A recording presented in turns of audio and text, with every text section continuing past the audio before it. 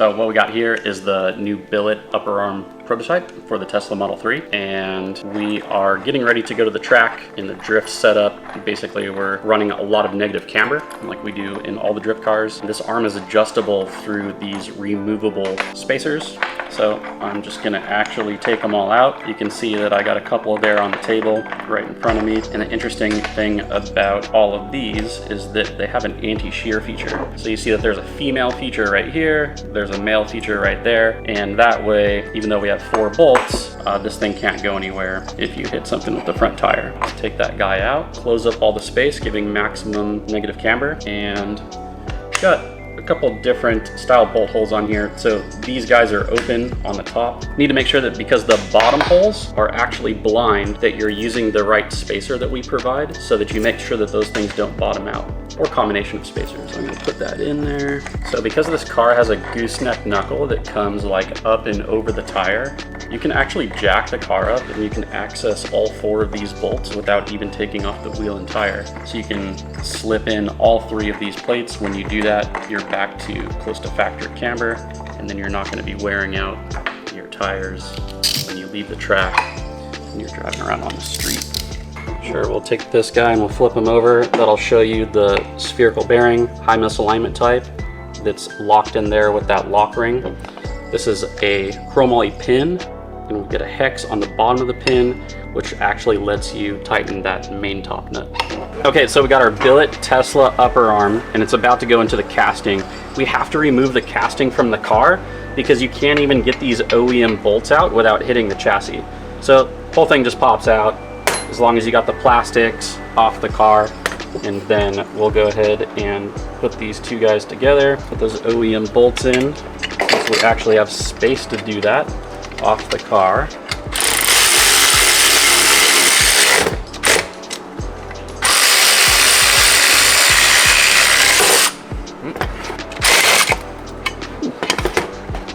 Oh yeah, there we go. Got some buttery spherical bearings in there.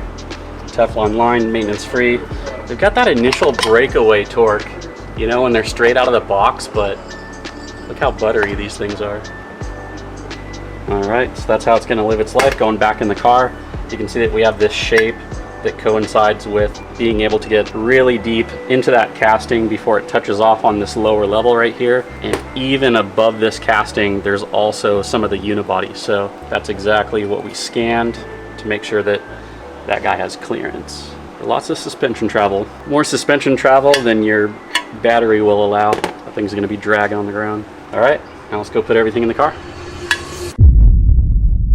All right, so we already saw the upper arm. I'll tell you about the lower arms that are gonna go into the car. We got the front lower control arm, and it has both of its bushings changed out. So we have the inboard bearing conversion right here, and then we've got the coilover lower mount, which exists in the middle of the arm. Both of these things are offset, and I'll tell you why. There's an offset to get more track width on these flat bearing side spacers, and there's an offset for the coilover mount to actually get it away from the caster arm, which swings around and contacts that guy. So what happens is during the steering action in this double pivot system, these 2 guys will actually like contact each other. You can see that we have an offset bearing position in the caster arm that matches this spacing. And so with those 2 arms together that basically comprise a lower A arm, we're bringing that arm out, or this pair of arms out, so that we get more track width and then more angle clearance. So you can see the thickness of our side spacers right here that are offset is 14 millimeters. And here I have the bushing that was pressed out of that OEM arm, and you can see that it is 8 millimeters. Another huge difference besides the thickness is that they actually used aluminum on here. So I went off track, and I don't know if you can see it real well, but this thing is totally bent. And I'm just so surprised because that metal is isolated within the rubber. But hey, fact is, it's aluminum, we're using steel. We need the extra strength to handle that offset that we have, basically making our track width longer. So we're gonna test not only this thicker part, but also heat treated and non-heat treated versions of that to make sure that this doesn't happen, because when we have spherical bearing in there, it's definitely directly transferring the load and not isolating it like the rubber one. So doing everything we can to make this thing nice and strong. And then We've been working on all kinds of different spring rate testing for the coilovers. So everything from like a super ultra buttery 8 kg up to very stiff spring rates for lowering the car and getting great fitment. But for this test, we took the 8 kg super cushy one off, and we're gonna see what we can do with the 10 kg during track testing. So we'll let Cam put that stuff on the car.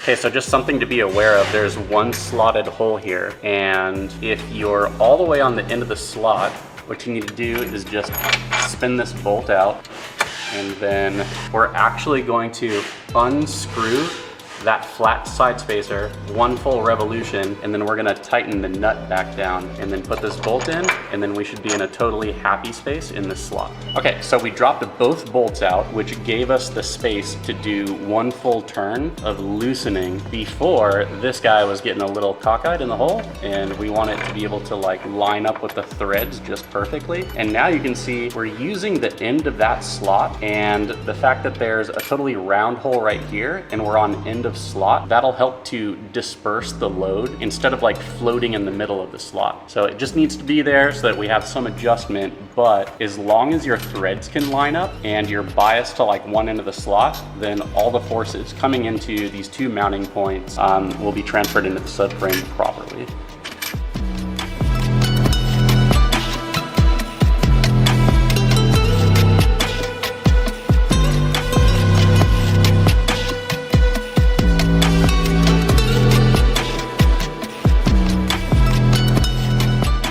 So this is the unmolested OEM knuckle. Chris is going to put this in the CNC machine, and he's gonna cut this OEM pickup point off. He's gonna machine with the 5-axis machine a new pickup point that gives us this kind of super steering angle. So in order to make sure that that is strong, we've actually machined these stainless sleeves. So when this knuckle gets the new pickup point put in there in the CNC machine, it's actually going to, that hole is going to be reinforced by these stainless steel inserts. And then our outer tie rod with those stainless inserts uses a conventional M14 bolt, and our high misalignment ball joint on the outer tie rod, it's got a steel turnbuckle on there. And I'll just run over like what specs are for these spacers. It's bump steer adjustable, but for everything to work out in synergy just like it does in our CAD model, the spacer that's going right on the top of the joint, that's the 3mm, and then the one that's hanging out here on the bottom, you can always flip them if you need it, but that's just the 2mm spacer. So that's what makes perfect bump steer in our CAD model, and that's our outer tie rod. The inner tie rod, it just hooks up to the OEM one, so you don't have to buy an inner tie rod to get super steering angle. All right, so we got these tightened up real good. This one is definitely biased on the end of that slot, this side of the slot. Now, when it comes to tightening up this guy, you definitely want to do it on the car so that if there's any deviation in the subframe from side to side, both sides of that dog bone bearing side spacer are going to sit the way that they want on the car. The car is going to hold it real good for you. You need some blue Loctite on there, and then you can tighten this up real good, set it and forget it. All right, so this joint's top nut might be the most important thing on putting together the entire front end that you have to get right. And what we're gonna do is we're gonna make sure that that thing is nice and clean. We're gonna make sure that he's degreased. I've got some pure alcohol right here. So after he's cleaned up, then we're going to put some blue Loctite on the threads, and then we're gonna torque the all metal top lock flange nut on there. So I'll have Cam help me out with that.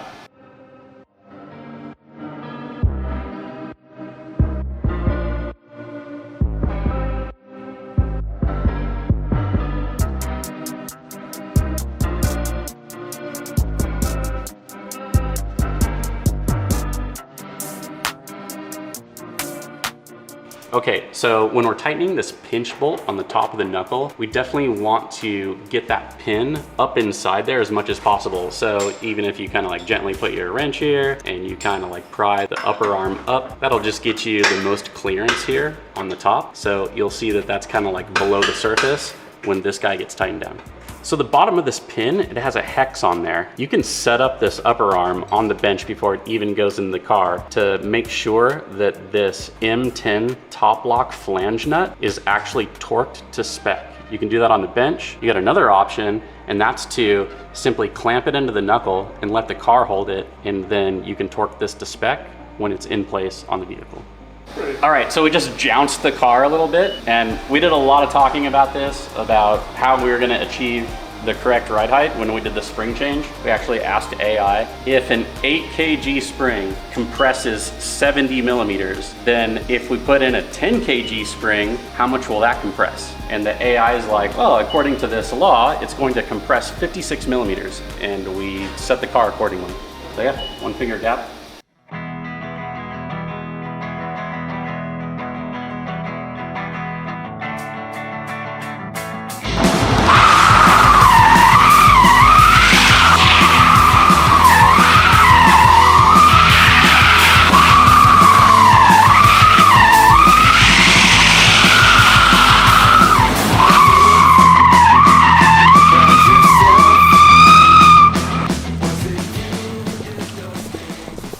All right, so we had a little test out in front of the shop, just kind of like feeling how things are. It was actually pretty enjoyable, but the fact is, even with all the stuff that we put in the car, still has stock steering angle. So we pulled it right back into the shop and we popped the knuckles off. We're gonna give these to CAD Chris, and he's gonna put these in the 5-axis CNC machine and make them super angle knuckles. So then we'll make our way to the actual track instead of just the street in front of the shop, and we're gonna have a lot of fun. I think this is gonna be a good project, so we're looking forward to that. As far as the springs go, I think it was still like a little soft. So we're also gonna drop the 10K out that we put in today. We're gonna put in 12s, and I think we're gonna have a really good track day with those new things in the car.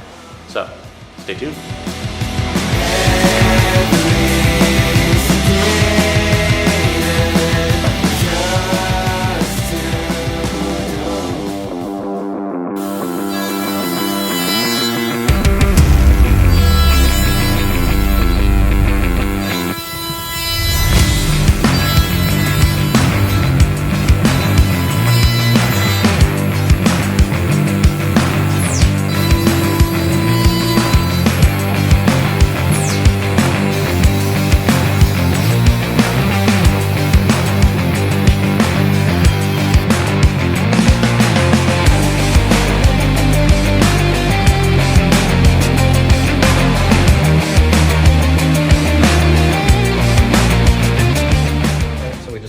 Machining the second pair of super angle Tesla knuckle modifications. You can see that we've got the cutoff pieces from the machining process. This one right here, it's got the stainless reinforcements already put in, and then we'll show you how those slip into place in that bore. And what these are doing is it's reinforcing the knuckle, the aluminum that's been cut from any stress enacted on it by that tie rod. So a nice slip fit. So that's beautiful machining. Chris is done on those, nice and clean.